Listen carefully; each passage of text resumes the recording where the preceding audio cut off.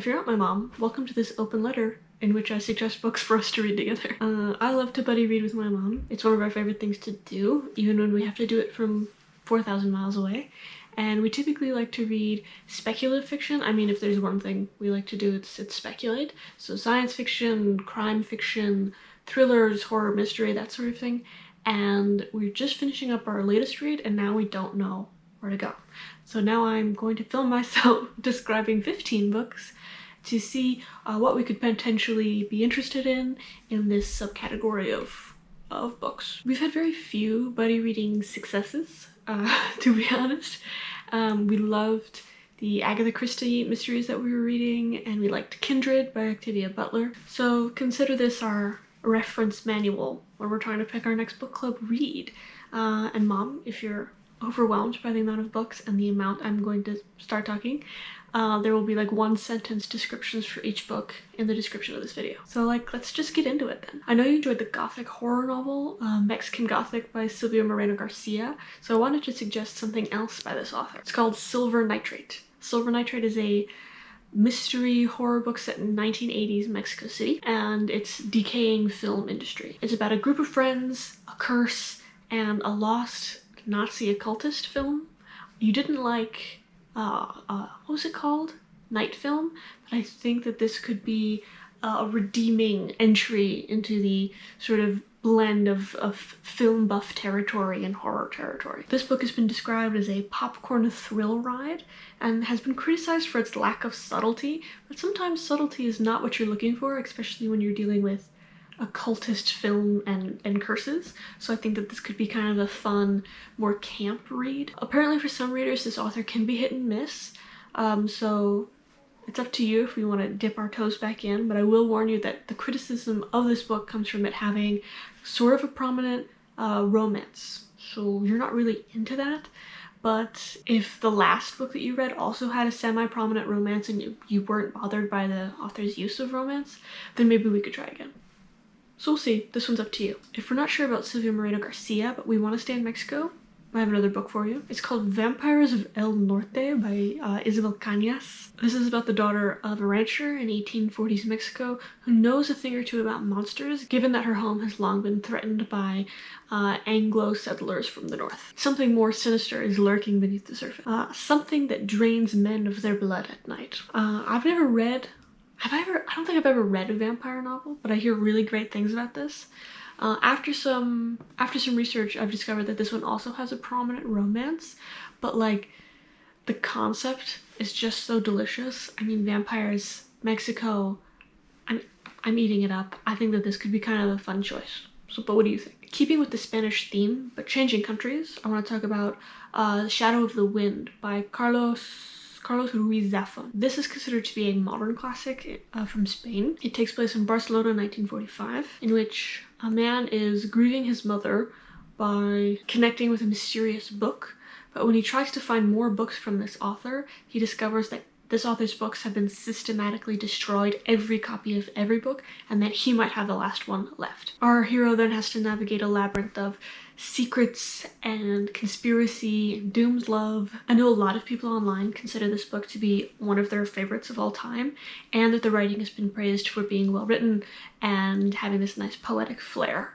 And so if we're in the mood for something technically brilliant, you know, where the craft is really there, I think this could be a nice choice while also having that mysterious twist to it. Obviously, we love Hispanic stories, but we also love Native American stories. Stephen Graham Jones is a Blackfeet Native American who writes a lot of different genres, crime fiction, thriller, horror, everything, and he's always writing. So there's actually three books of his that I want to try and check out with you. First, we have what I think would be his most famous. It's called The Only Good Indians.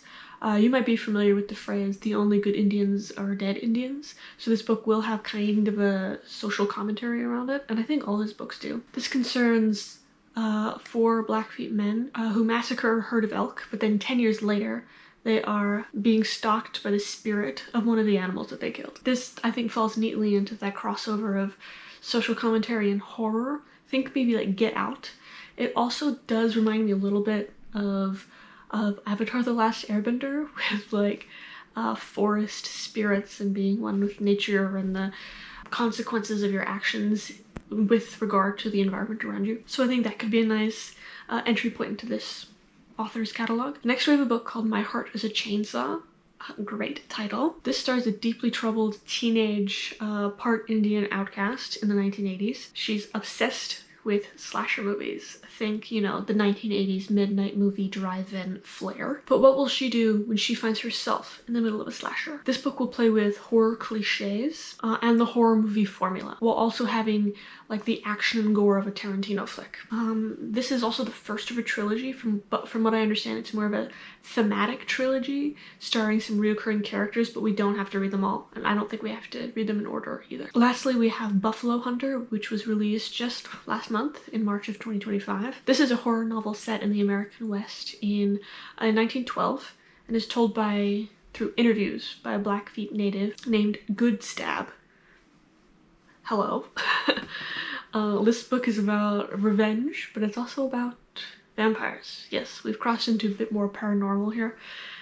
So if you're interested in vampires of El Norte, but you're sort of find a potential romance to be off-putting, this could be a good alternative. Plus, who doesn't love a little violent vigilante justice against the people who wiped out your ancestors? That's all I'm saying. If we're into vigilante justice, which I know we are, I may introduce you to a subgenre of horror called Good for Her. If you've ever been watching the news and they're reporting on a story in which an abused woman or a battered woman shoots her husband, and the first thing that comes to your mind is, well, good for her.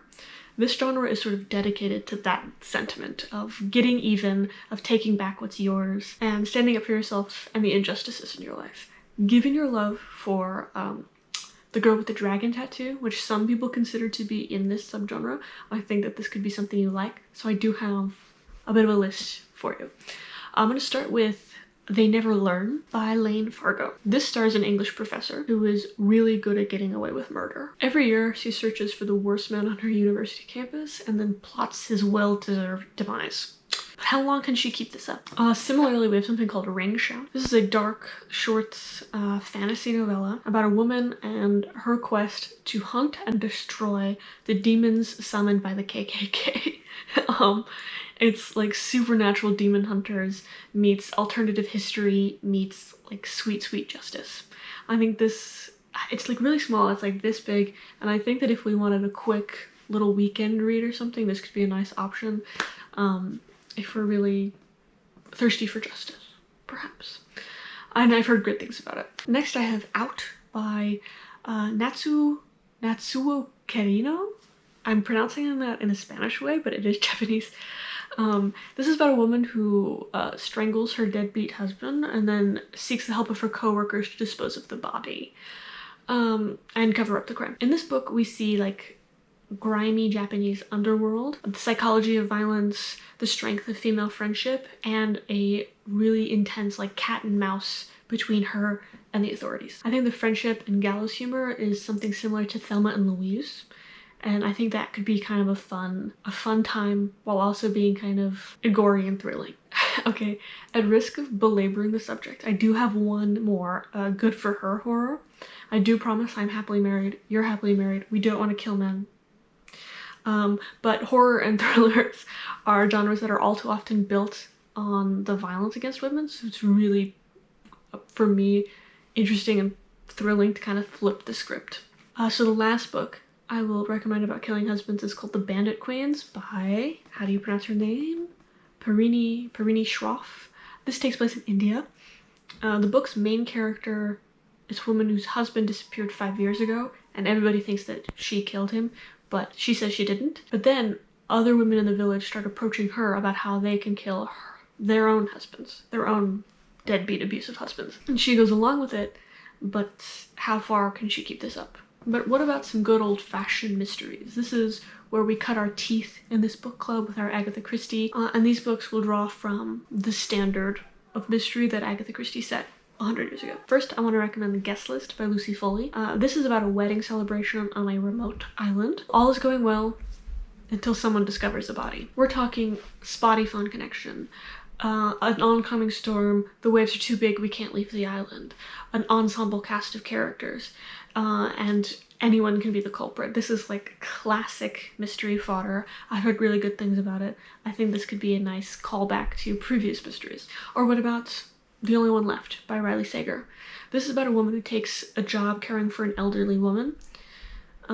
She was accused decades ago of murdering her entire family, but no one could prove anything. However, suddenly the old lady wants to reveal all of her secrets, and it becomes clear that there's more to the tale than anybody ever knew. Riley Sager is a really popular thriller writer, so if we enjoy, I think it's a man, if we enjoy his writing, there's a whole heap of books that we could dive into.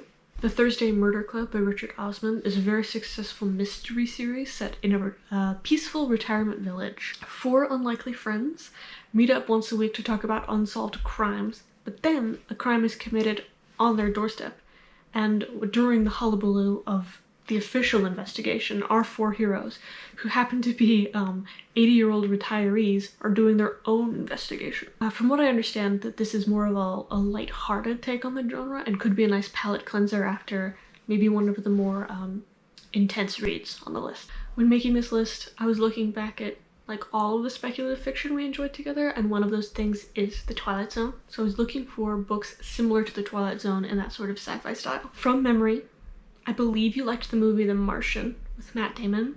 You might not remember seeing it, but that is typical, respectfully. But I know that you liked it. It's about an astronaut surviving on Mars, and it was praised for its like scientifically accurate science.